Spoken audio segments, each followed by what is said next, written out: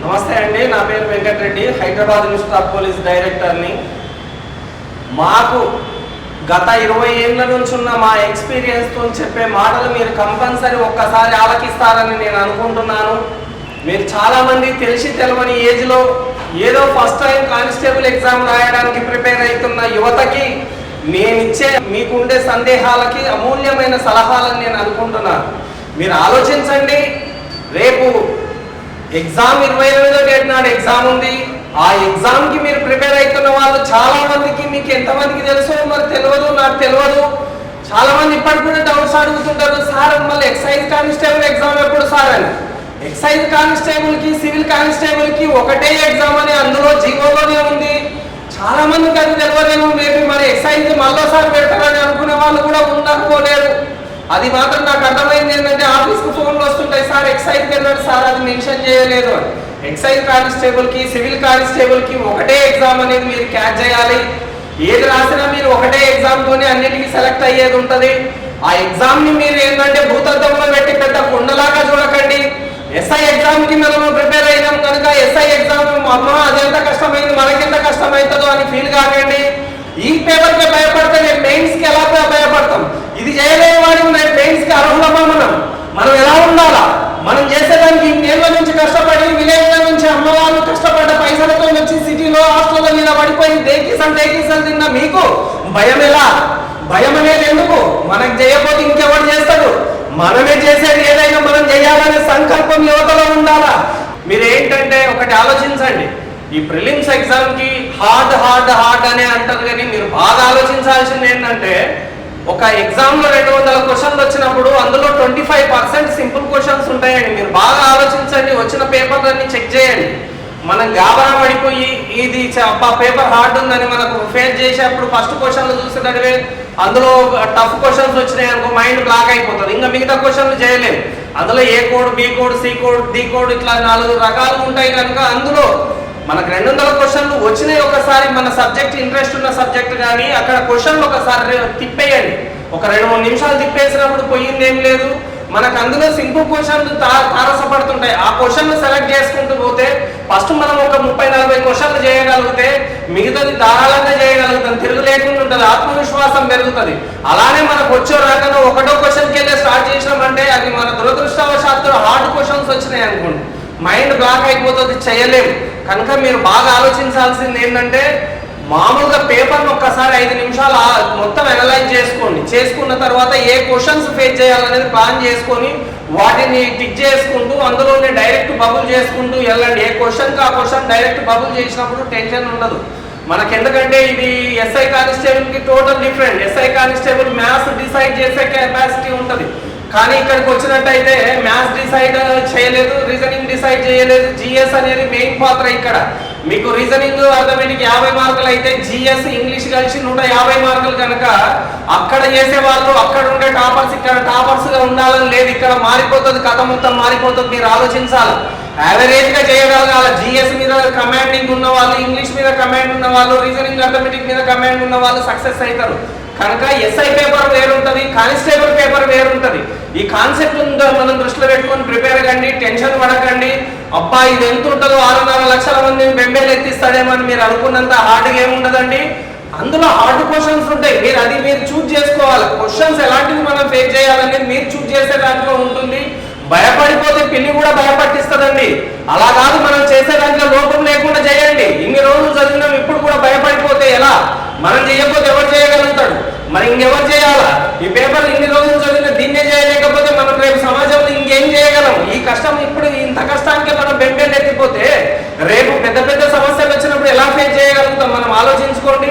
చాలా మంది ఏం చేస్తారంటే ఎస్ఐ రాసి కూడా అందులో బెంబేలు ఎత్తి గుడ్డిలో వెళ్ళినట్టుగా ఉన్న మార్క్స్ కలవడం, దాంతో క్వాలిఫై కావడం చాలా మంది జరిగింది. ఎందుకంటే అక్కడ కొన్ని తప్పులు దొరకడం జరిగింది కనుక దాన్ని దృష్టిలో పెట్టుకొని ఇప్పుడు మొన్న కూడా ఏమైపోయిందంటే 60 మార్కుల పైన వచ్చిన వాళ్ళంతా టాపర్స్గా అనుకుంటారు. 50 నుంచి 60 వచ్చిన వాళ్ళు మామూలుగా వాళ్ళకు వర్తలేదని మీరు అనుకోవచ్చు, కానీ నాకున్న ఎక్స్పీరియన్స్తో చెప్తున్నాను. మొన్న 8-10 మార్కులు కలిపితే ఎవరైతే సెలెక్ట్ అయ్యారో వాళ్ళు ప్రాణం పోయినోడు మళ్ళీ ఒకసారి ప్రాణం పోసుకున్నట్టే లెక్క. వాడిని తట్టుకోవాలంటే మార్కెట్ మొత్తం చిన్న భిన్నమైపోతుంది. మీరు ఆలోచించండి, 50 నుంచి 60 మార్కులు వచ్చినోడు ఇప్పుడు క్వాలిఫై అయిన వాడిని ఫేస్ చేయడానికి ఒక్కసారి చనిపోయి బతికినట్టు ఉంటుంది వాడి పరిస్థితి. వాడు లైఫే అయిపోయిందన్న టైం నుంచి ఇప్పుడు అవకాశం వచ్చింది కనుక వాడు కొట్టే ప్రతి దెబ్బకి గ్రౌండ్ కానీ, రీజనింగ్, అర్థమెటిక్ కానీ, జిఎస్ కానీ వాడిని తట్టుకోవడానికి కష్టమవుతుందండి. కనుక ఎవరు కూడా 80-90 మార్కులు వచ్చినోడు ఎక్కువ కాదు, 50 మార్కులు వచ్చినోడు తక్కువ కాదు. అక్కడ జరిగేది ఏంటంటే ఒక ఎగ్జామ్ జరుగుతున్నప్పుడు ఇంతకుముందు ఎగ్జామ్స్ రాయని వాళ్ళకి ఎలా ఉంటుందంటే ఎక్స్పీరియన్స్ ఉంటుంది, వీళ్ళకు ఎగ్జామ్స్ రాసిన వాళ్ళు రాయని వాళ్ళకి తేడా ఉంటుంది. కనుక రాసిన వాడేమో 80-90 చేయగలుగుతారు, రాయని వాడు సబ్జెక్ట్ ప్రిపేర్ అయ్యింది, టాలెంట్ ఉన్నా కూడా అక్కడ డైరెక్ట్ ఆ పిచ్ మీద బాల్ ఫేస్ చేయలేకపోయి ఉంటాడు. కనుక 50 మార్కుల వరకు వచ్చి ఆగిపోవడం జరిగింది. కనుక వాళ్ళు మనకు చాలా ఎప్పటి వరకు అంటే ఎగ్జాంపుల్ 60 మార్కుల పైన ఇంతకుముందు వచ్చిన వాళ్ళు ఒక 50,000 అనుకుంటే ఇప్పుడు క్వాలిఫై 10 మార్కులు యాడ్ అయితే కలిసిన వాళ్ళతోని ఒక 50,000 మంది ఎక్స్ట్రా వస్తారండి. వీళ్ళతోని ఇప్పుడు మార్కెట్ ఊపుకొచ్చేసిందండి. ఒక రేంజ్లో ఉంటుంది పోటీ అనేది రేపు మెయిన్స్ కి.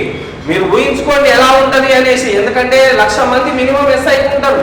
మరి అలా అనుకుంటే ఇప్పుడు రాసే కానిస్టేబుల్ కి 6.5 లక్షల్లో మినిమం 1,50,000 2 లక్షలు వచ్చినా కూడా 3 లక్షల మందికి ఇన్సుమిన్సు ఈవెంట్ మెయిన్స్ పెట్టాల్సిన పరిస్థితి ఆసన్నమైంది. కనుక రేపు ఈవెంట్ను చాలా మంది మీరు ఆలోచించండి.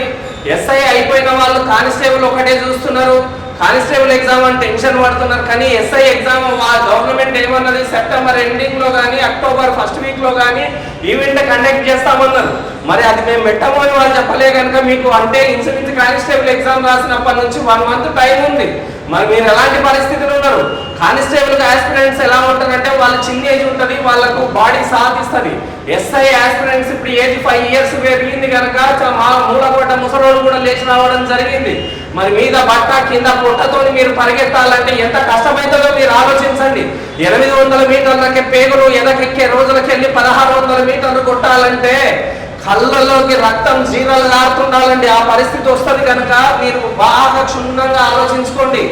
ఈవెంట్ కూడా ముఖ్యమండి. రేపు ఫిల్టర్ కానీ అదొక మంచి అవకాశం కూడా ఉంది. కనుక ఎవరైతే ముందు ప్లాన్తోని కానిస్టేబుల్ ఎగ్జామ్ అనుకుంటూ ఇది అనుకుంటూ ఇలానే టైం కాకుండా డైలీ హాస్టల్లో ఉన్నా లేకపోతే మీ విలేజ్ లో ఉన్నా ఆ ఇంటి చుట్టాల్లో మెల్లగా వామప్ చేయండి. ఒక 1/2 hour 1/4 గంట సేపు అన్న వాకింగ్ అన్న చేయండి. కానిస్టేబుల్ ఎగ్జామ్ వరకు అలానే ఉండి కానిస్టేబుల్ అయిపోయినాక 1 month కురుకుదాం అంటే అప్పుడు వర్షాలు వచ్చి అవి వచ్చి గ్రౌండ్ ప్రాక్టీస్ చేయడానికి టైం లేకపోతే మన పరిస్థితి ఏంది? 3 ఏళ్ల నుంచి కష్టపడ్డ వాళ్ళ మన పరిస్థితి ఏంది? 20 ఏళ్ళు మార్కెట్ లో ఉన్నామని నా ఎక్స్పీరియన్స్ తో చెప్తున్నా. మీరు ఆలోచించండి.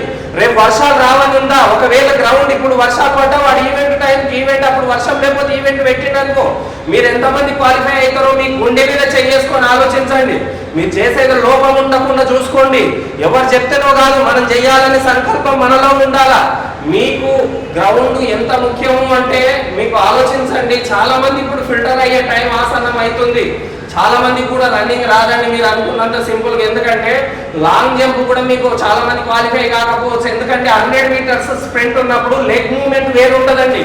బాడీ 45 degrees లో బెండ్ చేసి కొట్టేవాళ్ళు. అలాంటిది ఇప్పుడు ఏంటంటే అది మనకు 100 meters రన్నింగ్ లేదు, కిక్ రాదు. లాంగ్ జంప్ కిక్ రాదు. కిక్ రానప్పుడు లాంగ్ జంప్ పడదు. మన 5 kilometers ఉన్నప్పుడు 800 meters చేయడం సింపుల్ ఉంటుండే. 5 kilometers పోయిన తర్వాత 800 కష్టమైందంటే ఇప్పుడు 1600 meters అంటే మనం బర్గర్లు పిజ్జా తిని బతికే ఈ రోజుల్లో మామూలుగా 1600 meters చేయాడానికి ఎంత కష్టమవుతుందో మీరు ఆలోచించండి. ఒక ప్లాన్ చేసుకోండి. ఇంత దూరం వచ్చినాక అమ్మ కానీ అయ్య కానీ మీరు ఆలోచించండి. దొరా ఎక్కడున్నా కూడా ఇప్పుడు చేయకపోతే ఎప్పుడు చేయలేము. కనుక కానిస్టేబుల్ ఎగ్జామ్ రాస్తున్నంత వరకు కూడా మీరు మెల్లగా వామప్ అన్న చేయండి. కానీ ఇంకా టైం ఆసన్నమైంది. గ్రౌండ్ కూడా నిమ్మకు నీరెత్తినట్టు మీరు ఉండిపోతే ఎలా? ఇప్పటికి పోతే అందరూ ఒకేసారి కానిస్టేబుల్ అయిపోయినాక ఉండే గ్రౌండ్లు 1, 2, 3, 5 ఉంటే దాంట్లో మీద పడిపోతే ఉప్పెనలాగా పొగెళ్ళిపోతుంది. త్వర మీరు ఆలోచించుకునేది ఉండాలి. ఎవరు లేవక ముందుకే మార్నింగ్ లేచి పరిగెత్తడం మొదలు పెట్టండి. ఆ విధంగా ప్లాన్ చేసుకోండి. రేపు కానిస్టేబుల్ని హ్యాపీగా కూల్గా వెళ్ళండి. మనం చెయ్యకపోతే ఎవరు చేయలేడండి. ఆ విధంగా చేయండి, సక్సెస్ అవుతారు. బెంబేలతో ఎత్తుతూ పోకండి. పక్క వాళ్ళు ఎంతో మంది చెప్తుంటారు, అబ్బా మామ ఇదే ఇంత హార్డ్ వచ్చిందిరా, మరి కానిస్టేబుల్ 6.5 లక్షల మంది అది ఎంత హార్డ్ వస్తుందో అంటారు. ఎవరికి తెలుస్తుంది హార్డ్ వస్తుంది అని? హార్డ్ అనేది ఏమి ఉండదండి, లాజిక్ ఉంటుంది. అక్కడ లాజిక్ మనం ఏది క్యాచ్ చేయగలగాల. పేపర్ హార్డ్ ఉండదు. మన మానసికమైన మన పరిపక్వత మీద దెబ్బ కొడతాడు తప్ప హార్డ్ అనేది కాదండి. ప్లాన్ చేసుకోండి, మంచిగా ఉండండి, హ్యాపీగా ఉన్నాయి. 1 week చదవండి, టెన్షన్ పడకండి. డైలీ 1/2 గంట అయినా వామప్ చేయండి. రన్నింగ్ వామప్ రేపు ఇప్పుడు వామప్ చేస్తేనే రేపు రన్నింగ్ ప్రాక్టీస్ అప్పుడు యూజ్ అవుతుందండి. టైం లేదు గ్రౌండ్ కూడా కనుక చేస్తూ ఎగ్జామ్కి ఇన్ టైంలో వెళ్ళండి, పర్ఫెక్ట్గా చేయండి, సక్సెస్ అవుతారండి. మీరు కానిస్టేబుల్ ప్రిలిమ్స్ రాకపోతే మెయిన్స్కి టెన్షన్ పడాల్సిన అవసరం ఏంది? మూలకట్ట ముసలోడు కూడా కొడతాడన్నది నా సిద్ధాంతం. కనుక మీరు కొట్టగలరండి, మీరు కొట్టకపోతే ఎవరు కొట్టలేరు, మీరు కొట్టగలరు. ఉప్పెనలాగా ఊగిపోయింది, రక్త వేడెక్క భావాలతో ఉండండి, మీరు 100% సక్సెస్ అవుతారండి. Thank you.